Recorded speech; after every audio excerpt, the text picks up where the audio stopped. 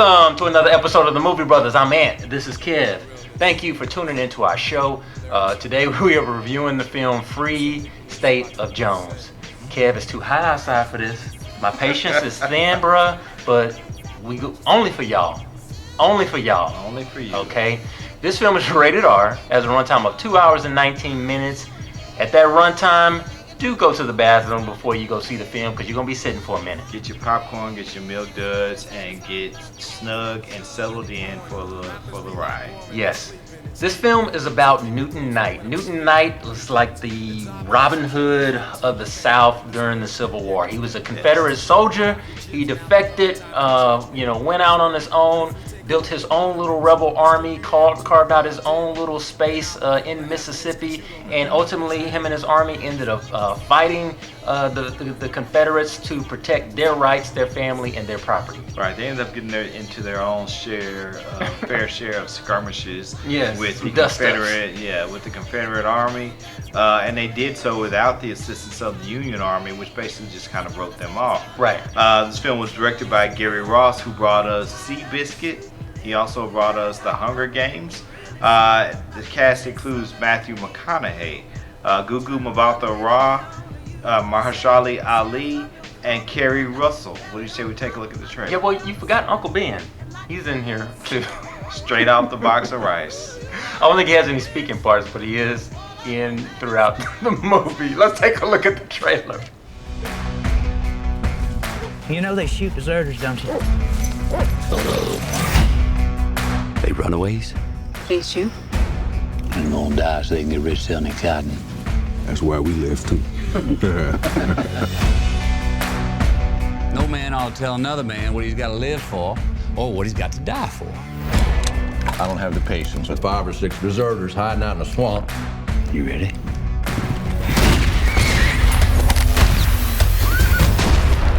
Just hang him.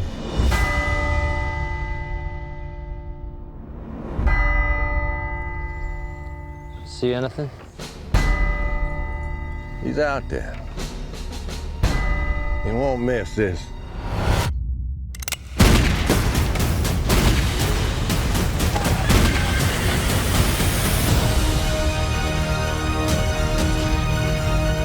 This fight's for our children and their children's children. From this day forward, we declare the land north of the Pascagoula swamps to be a free state of Jones. They're poor farmers, deserters, who, frankly, sir, don't have much to lose. The winds are shifting. And you can't fight it this time.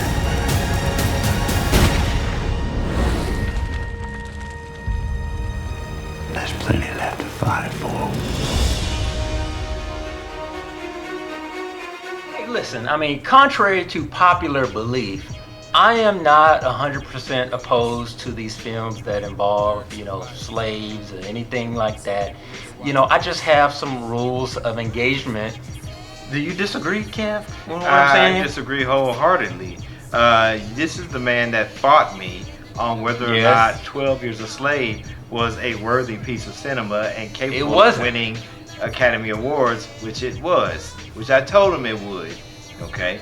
That was a great film. I still believe the film was hot garbage, and you basically telling me you in the camp of the Academy now. So you roll with the Academy. Now, if I roll with the Academy, then Straight Outta Compton would have gotten its due. So would Creed. Yeah. Yeah. All right. So we ain't gonna even get into that. But here's my rules of engagement. All right. If we gonna go there, you better have a damn good reason. Is what you're bringing me? Is it wildly entertaining? Is it insightful? Is it informative? Is it thought-provoking?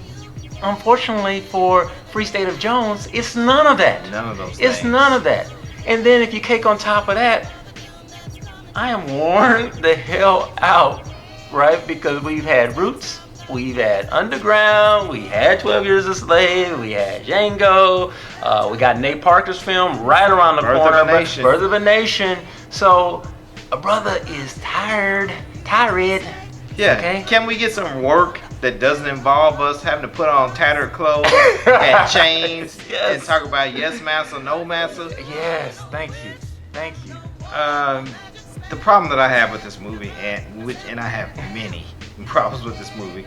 But one of the biggest problems that I have is that I don't think this movie knows what its goal is, what it's trying to do, what it wants to be.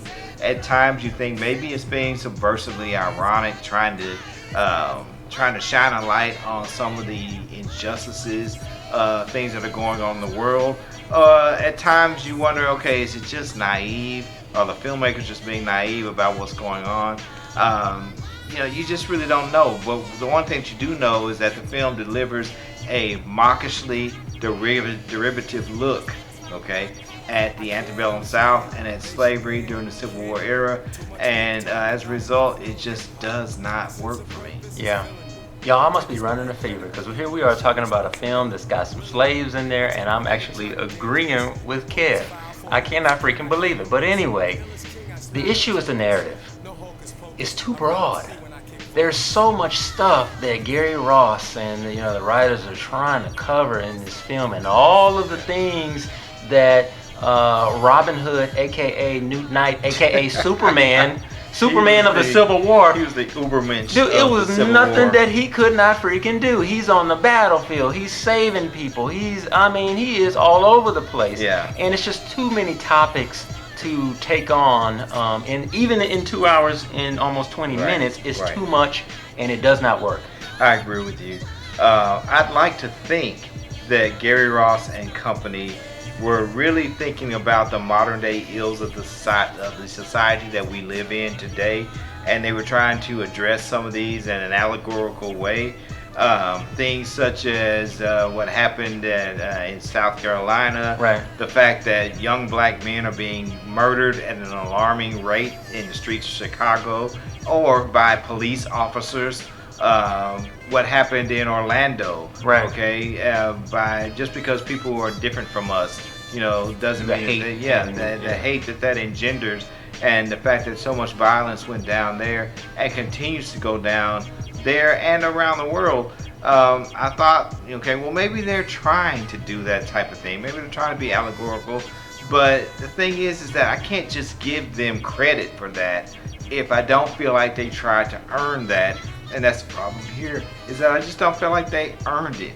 I don't feel like, me heaping that praise on them is worthy of the work that actually was presented to us. Yeah, I feel you on that, Kev. I saw where they were trying to go, Gary Ross and team, but they just don't get there, okay?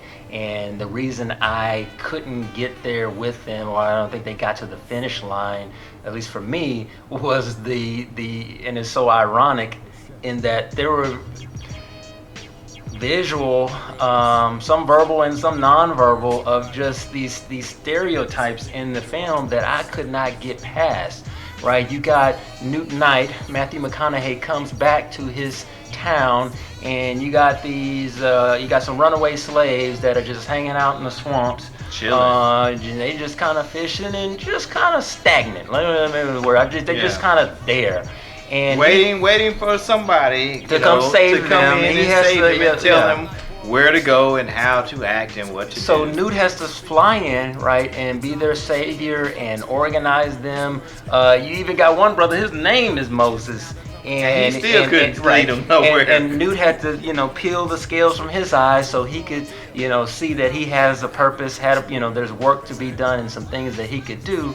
But I just was not feeling that. You had, and it was literally like one black chick in the movie. Two. Well, oh, I'm sorry. Excuse me, y'all. Two. There were two. But one played by Gugu, and she, make no mistake, she is the prize. Yes. And you can see it coming a mile away that she and Matthew are going to hook up.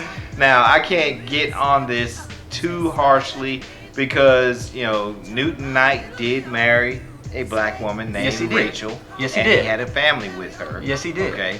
So, Knights, Negroes, that was a real thing. That was a real thing, believe it or not. But, make no mistake, the issue is not that he married a black woman. Again, we're talking about how it was portrayed. And the way it was portrayed is that you got this prize, you got this beautiful woman that's around, all of these. Surrounded by brothers, every single surrounded day. by brothers, and, again, McConaughey has to swoop in, fly in, and all of a sudden, you know, It's in his contract. maybe so, I don't know. But at the end of the day, it doesn't bode well for. And this we film. understand that this is based on true events, but it just doesn't ring true when you're watching it. There's nothing about this that you accept as truth as you're watching the film because it doesn't ring true as you're watching it. Okay, so it basically, it just, to us, it just came across as formulaic. Okay, now they're gonna do this, now they're gonna do that. You know, they're gonna figure out a way to get out of the swamp. They're gonna figure out a way to get past Massa, and you know, Matthew's gonna end up with the babe in the end, and Right. you know, all those things just seemed formula to me, and it just made the whole thing difficult to digest. I feel you, man. Can we throw some points on this thing, Kev? Let's go ahead and do it. Somewhere in all of this stuff, I think there was a story, or is a story. They just missed it because, again, like I said, there's just too much going on. Should have been a documentary. I couldn't have said it better, Kev. Absolutely, it should have been a documentary because Newton Knight, man, like, His story deserves to be told. He's an interesting guy. Yeah. I just don't think, you know, this film did a good job of telling his story. It gets a 6 out of 10 for me. You've got actors and actresses that are wasted, you know, people that I really genuinely like. Keri Russell. Keri Russell is typically great. Matthew McConaughey is great. The great Gugu Mbatha-Raw. You know, she really is kind of wasted in this film. You know, they're trying, they're doing their best, but ultimately it just doesn't really amount to a whole lot when you're given a weak script and nothing else more to really, you know, hold on to. The film is neither imaginative or thought-provoking to me. It makes me want to go out to the library and read up about these people and read up about what really happened. But the film doesn't really educate me or edify anything that I need in any real way. I give this film a 5 out of 10. All right, you got a 5 from Kev, you got a 6 from me. Ultimately, you decide. That's our show. Hey, be sure to subscribe to this channel. Or you can check us out on Twitter at the Movie Brothers. Or you can follow us on Instagram, same handle. Hey, and also check out our website, themoviebrothers.com. Absolutely. I'm Ant. This is Kev. We are the Movie Brothers, and this is the place, the one and only place where we bring you nothing but the real on the real. Peace.